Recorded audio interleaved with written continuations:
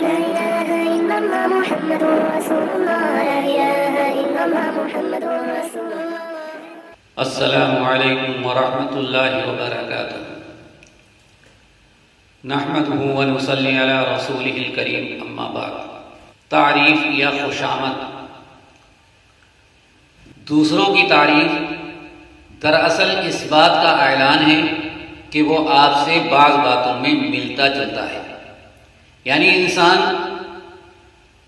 کسی شخص کی تعریف کرتا ہے تو سمجھ لیجئے کہ وہ شخص اس سے کچھ باتوں میں ملتا جلتا ہے.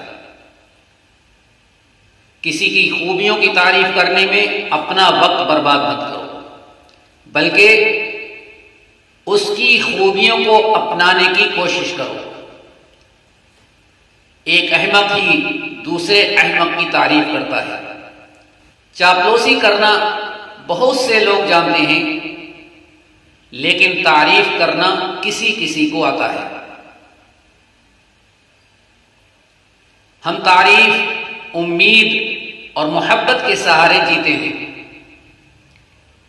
آپ ہر شخص کا کردار بتا سکتے ہیں اگر آپ دیکھیں کہ وہ تعریف سے کس طرح متاثر ہوتا ہے. دشمن کی طرف سے کی گئی تعریف اعلیٰ ترین شہرت ہے. یعنی جب دشمن کسی کی تعریف کرتا ہے تو سمجھ لیجئے کہ حقیقت کے اندر وہ تعریف اس شخص کے اندر موجود ہے، وہ صفت اس کے اندر موجود ہے جس کی وہ اس کا دشمن اس کی تعریف کر رہا ہے. انہیں وفادار نہ مان جو ہر قول و فعل کی تعریف کریں.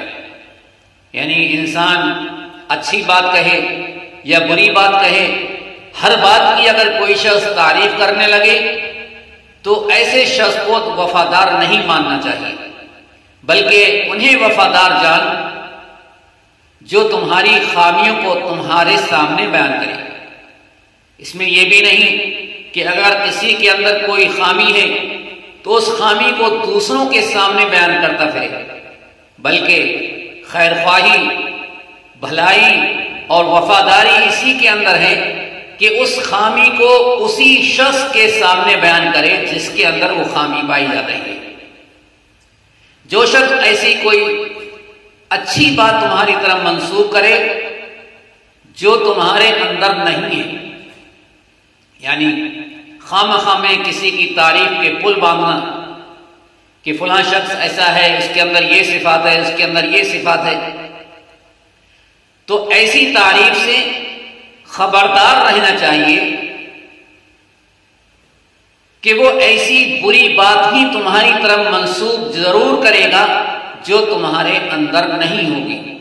اللہ تبارک و تعالی ہم سب کو ان باتوں پر عمل کرنے کی توفیق عطا فرمائے. وآخر دعوانا الحمد للہ رب العالمین.